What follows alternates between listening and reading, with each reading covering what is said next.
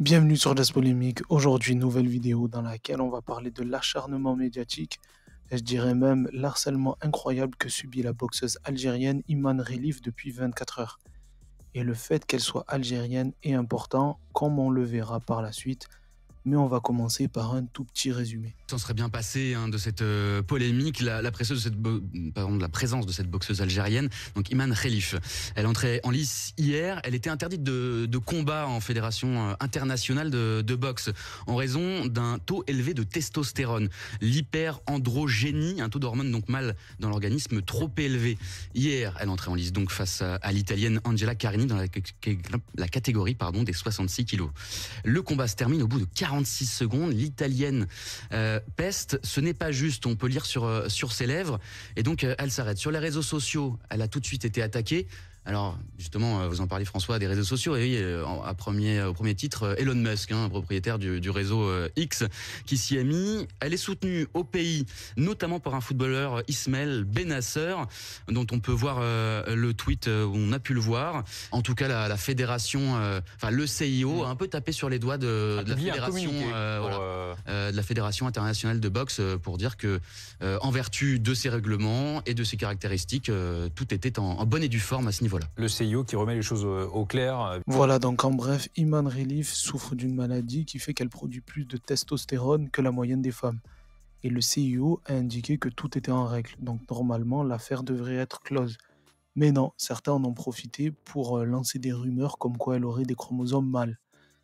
Ah, c'est du délire, hein. On a une femme dont on peut retracer toute l'enfance avec des photos, contrairement à certaines autres personnalités comme Brigitte Macron.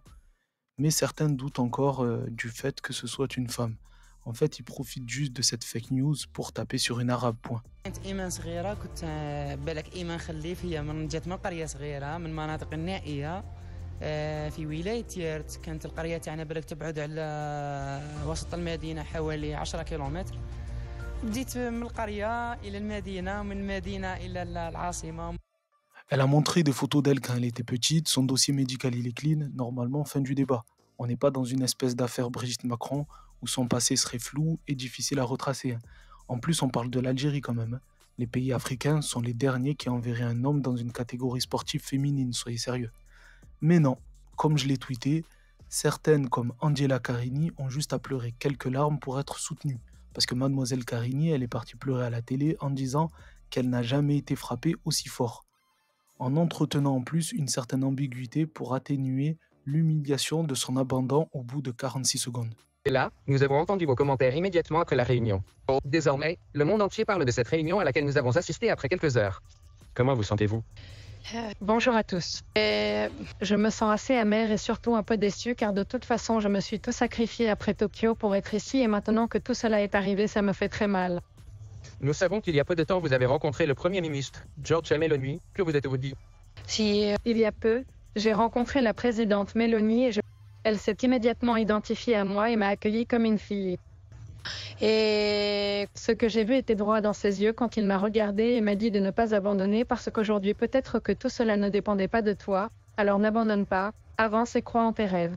Voilà, toutes les cartes n'étaient pas entre tes mains, c'est entretenir l'ambiguïté comme quoi elle aurait affronté un homme.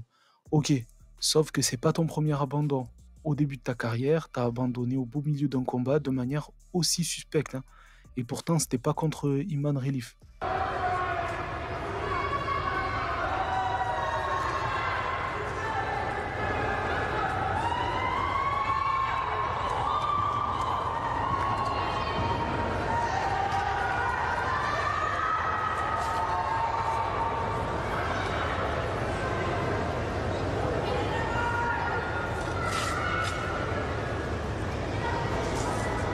Voilà, une fois c'est la cheville, une fois c'est parce qu'elle affronte un homme, etc. Toujours des excuses.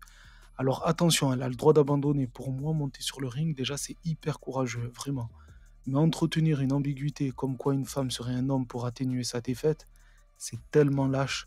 Et le pire, c'est qu'elle a été soutenue et poussée dans son délire par la première ministre italienne.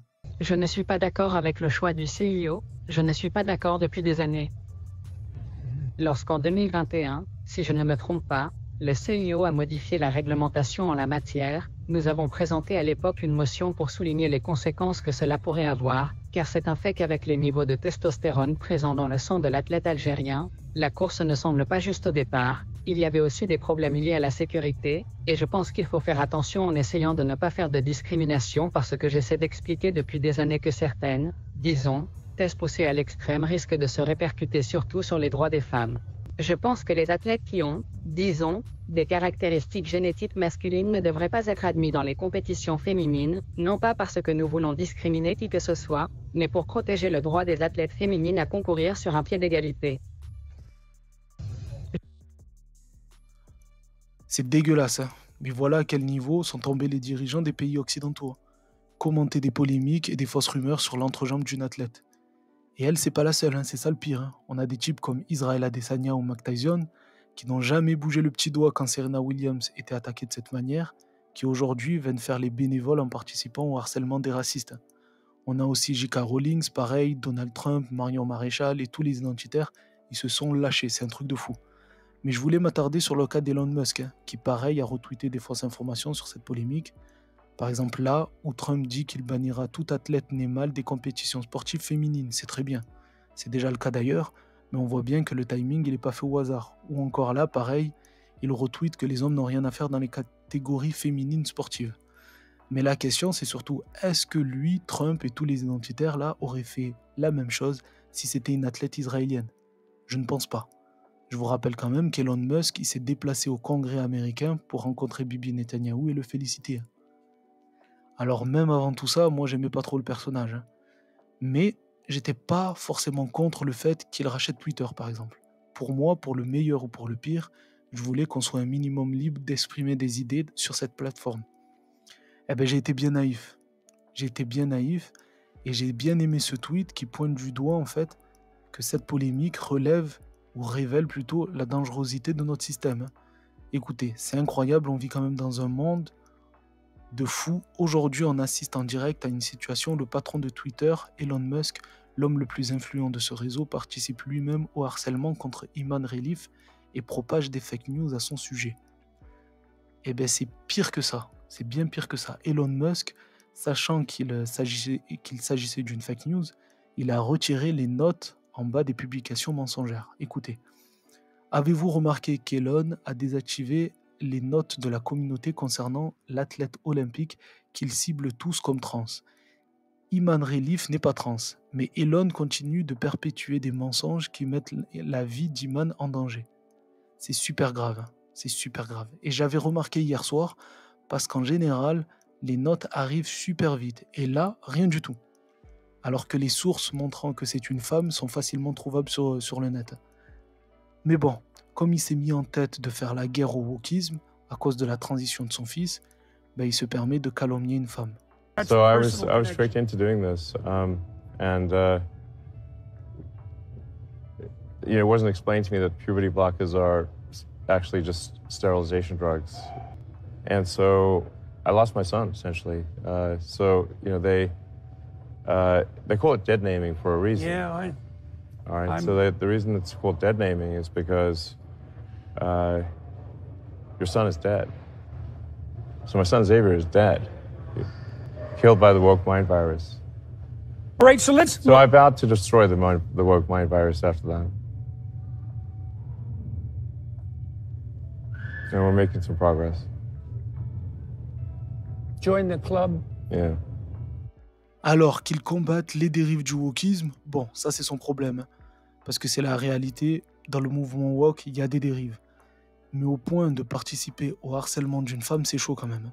Et dire qu'il y a des smicards qui bandent sur lui, voire même des antisionistes.